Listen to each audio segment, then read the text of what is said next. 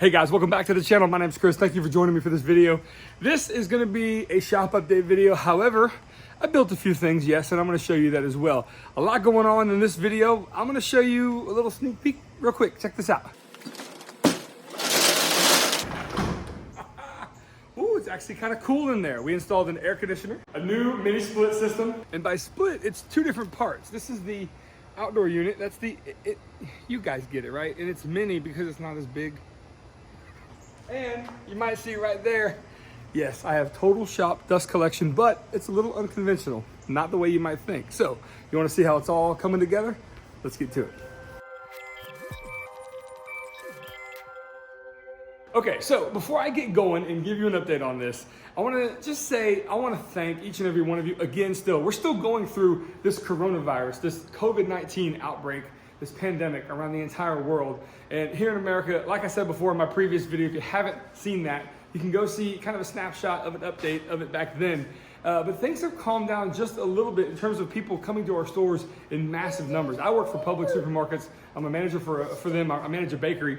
And honestly, I am so proud of the company I work for. It has been handled so well. Hey baby, come here.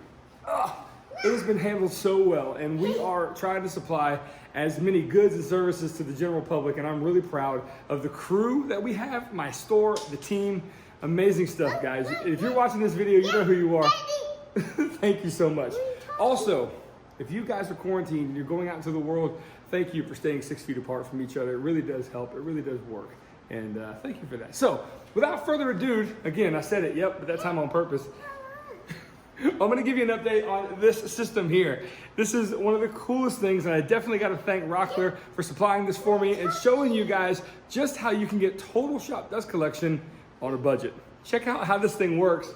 And of course, I'm gonna make some French cleat holders for it and this, that, and the other. Sorry, I'm a bit distracted, but you wanna get down? All right, let's get into it, guys. Thanks for joining me.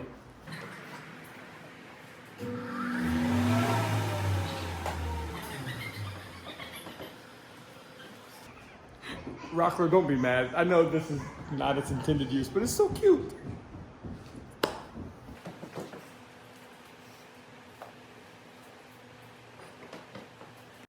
Here, what's that say? That's great. And what are you doing? Karate. Karate?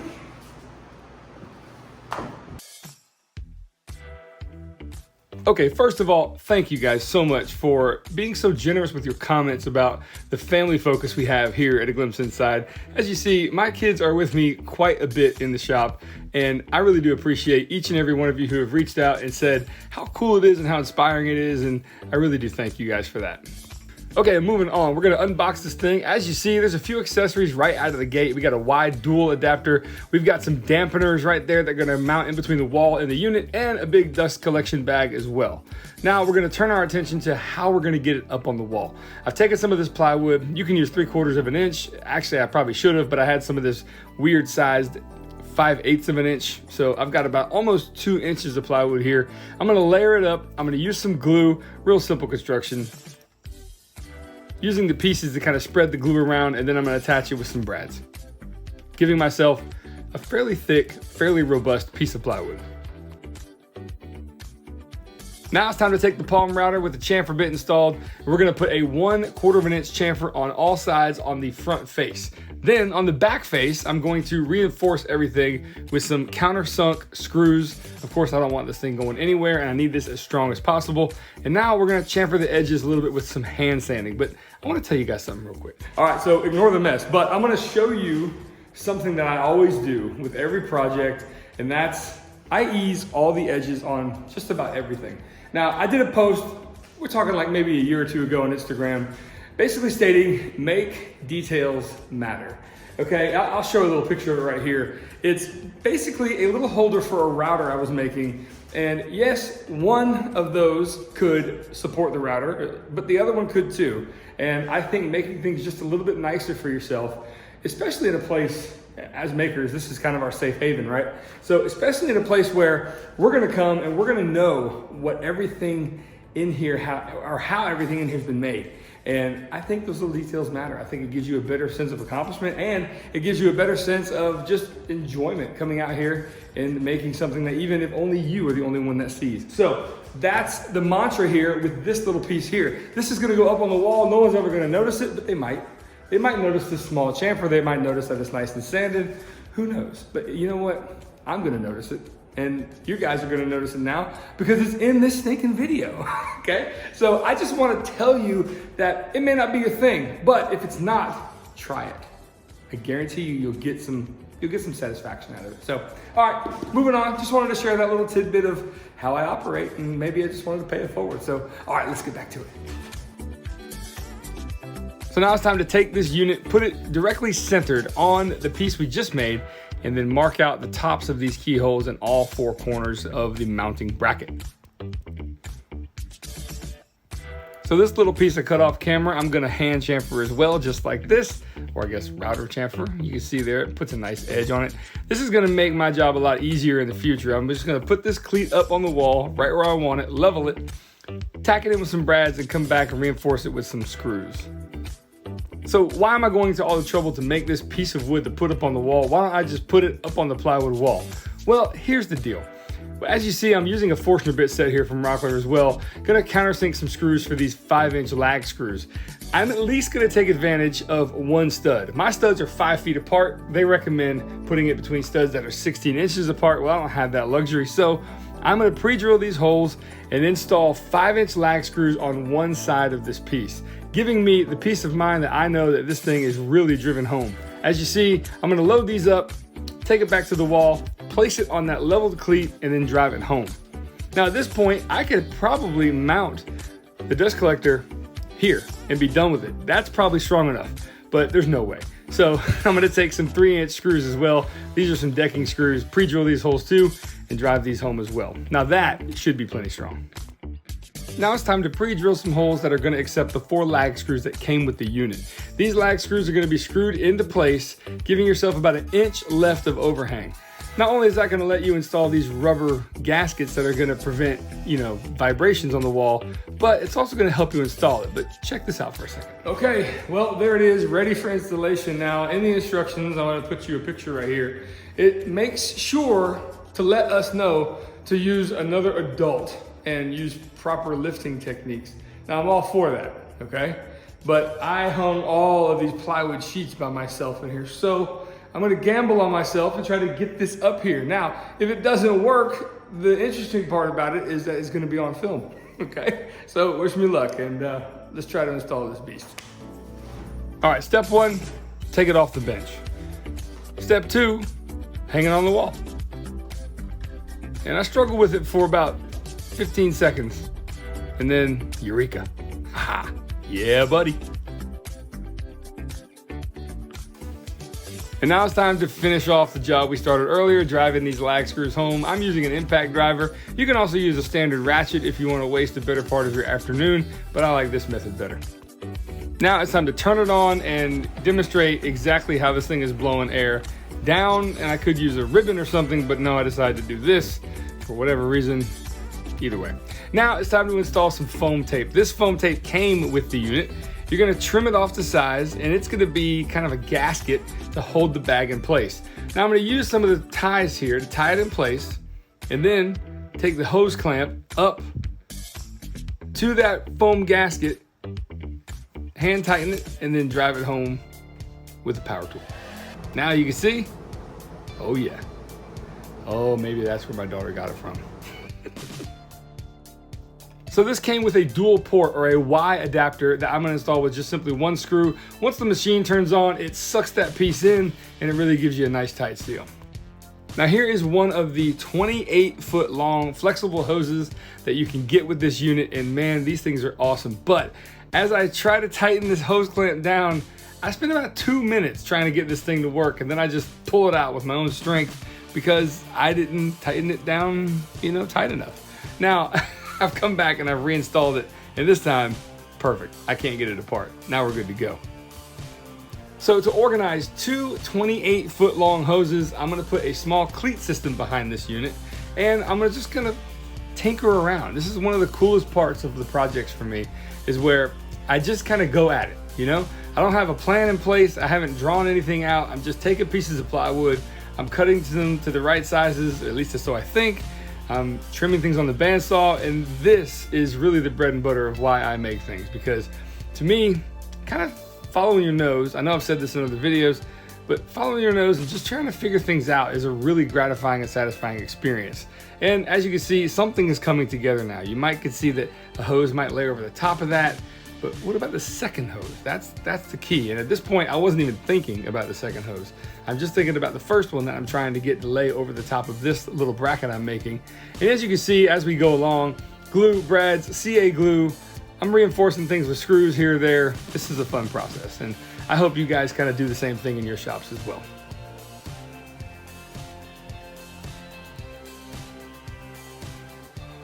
So with the French cleat installed on the back of this piece, everything has been reinforced with screws.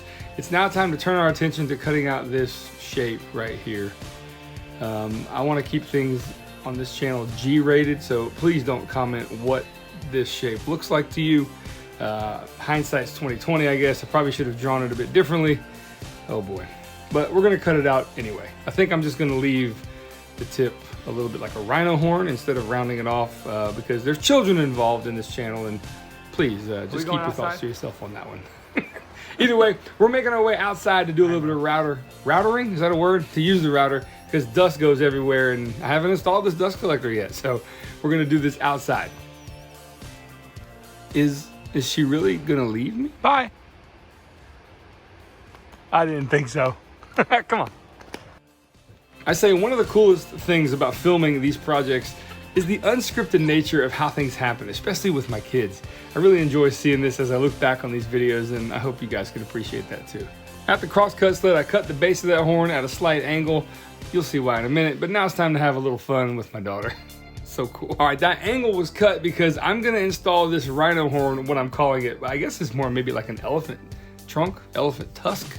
You'll see here in a second. It kind of takes the shape of a wooden kind of abstract elephant, but a little CA glue and some regular wood glue is all I'm using, and then I'm coming back just to reinforce it with some brads in the back, and that's gonna be plenty strong. Okay, so this is cool. It's broken, it deflated. So she has a bit of a sensory issue with her ears. She doesn't like it being on, but she knows to turn it on and turn it off. That's right. Okay, now go. Go. Are you gonna practice your boxing? All right, go. Yeah. What's up, Punch Out? Of course, we don't advocate violence here, but too much fun. Oh man, times like these, well, they're fantastic. All right, turning our attention to make some hooks or some holders for the actual Dust Right handles. Well, these pieces were the cutoffs of the rhino horn. So I'm using these, attaching them to a French cleat little block, real simply. As you see, they make great holders for the Dust Right handles. So now it's time to make a few French cleat adapters that are gonna be mounted on the wall that are gonna hold some of these 4-inch hose accessories. And you see it on the screen right there. I do wanna pay it forward. Starbond has offered my audience a 15% discount code on your purchase at starbond.com. It's called Glimpse15 at checkout. This stuff is, I think, an essential tool in any maker's space. I don't think it's just a product or a glue. I use it as a tool, as you see here. The CA glue holds the piece in place while the wood glue finally dries in the next few hours, and then you have a very strong hold. So go to starbond.com and put in my code Glimpse15, save yourself 15%. All the links are down below. And just like always, these French cleat holders can be moved anywhere you would like, and you can even store a lovely beverage in them as well. Check that out. Okay, now it's time to show you just how the system works. Come on, you've made it this far, hang in there with me, and check this thing out. It is really awesome. So what makes this system so great is the ease of use. Each handle that's attached to the end of the hose has a collar that does a compression fit on the end of the adjoining piece that's attached to the tool. Hopefully that makes sense. As you see here, it's working really well. I am planing down some walnut, making some aggressive passes and hardly any dust is coming out. It's catching everything. You can see a large hose clamp is used to compression fit the collars down onto whatever tool you use. This is a vintage 1940s disc sander and it works with that. So definitely if you have anything more modern, it will definitely work. Now you can see it also attaches itself to a 2-inch adapter as well. So all of your tools that only take 2-inch or smaller adapters, it will work as well. As you can see, this spindle sander is, well, you can't really see what I'm doing because I'm really good at getting my hand in the way of the camera sometimes, but hardly any dust on there as well. So I've come up with an interesting way to store this. Basically, it just kind of, it eats itself, okay? And one of these little mobile holders, pretty simple stuff, man. And yeah.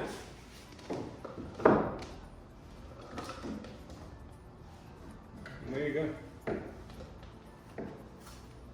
Tucked out of the way for the next time you need to use it. Oh my goodness, who could have staged, who could have made a mess like this? As you see here, I have what is almost like a home vacuum attachment that is really, really handy. I didn't think this would be as handy as it was, but in case something were to happen, or just in case dust kind of gets all over the place, like when using a router, this makes quick work of anything that's on the floor, or even you can use it on your work surface as well. Pretty cool little attachment here. I feel like I'm right at home with my vacuum. And when it's all said and done, it just simply goes back on the wall. Okay, a brief overview of this system, very brief. I'm gonna put everything that is entailed in what you see behind me in the description below. And again, I wanna thank ROCKLER for supplying this for me. You guys are an absolute, amazing, supportive resource for this channel, and I can't thank you enough. And I really hope if it's in your budget, guys, to get a dust collector like this for your shop, that you go ahead and do it, because it has changed the way I'm able to do things in here. Also, let me tell you exactly what you're expecting to pay when you get this system exactly. It's $800 for everything. Okay, now you think, ooh, 800 bucks. Well, in the world of woodworking, that's not very much, but it is a lot of money still. And honest to God, if you're ready to pull the trigger on a really massive system, like one of those big 5 horsepower motors that sit in the corner and whew, they're huge, you're gonna look to spend $3,000 to $4,000 to $5,000. So this does a fantastic job at doing what those do as well. Maybe not as powerful and maybe not as convenient, but this is fantastic. I will say this, my buddy Caleb from You Can Make This Too is doing a video within a week's time of today's date. And his video, well, he's run hard PVC, he's got a 5 horsepower cyclone, it's pretty awesome. So if you're looking to really spend more money and invest more in your dust collector, his video is a great resource to check out.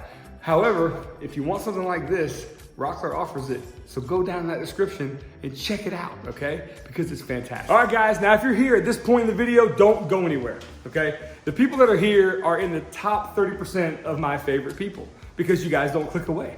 You're here to the very end. Now, not only is this thing awesome, but you guys are too. And I have a little message for you. Now, I've always prided myself on answering all of my comments. And as the channel is growing, it's becoming more difficult. Now, my son inside is going, you know, by the time you get to X amount of subscribers, you're not gonna be able to do that. And I'm like, oh yeah? Yeah, I will. He's like, no, you won't. Well, it's still tough. And every once in a while, for about 2 or 3 times a week, I will sit for a few hours and I will answer you guys. And I am trying my best. So if I don't get back to you really soon after you comment, give me a minute and I'm gonna try to get back to you as soon as I can. But that's it for this project, guys. Thank you so much for joining me. My name is Chris. All the links for this stuff are down below. I gotta thank ROCKLER again, and you guys rock as well. Thank you so much. During this time, be safe. Get out there and make something still, and practice that 6-foot rule, okay? It really does mean a lot to us in public service. Thank you again. I'll see you on the next project. My name is Chris. Until then, take care.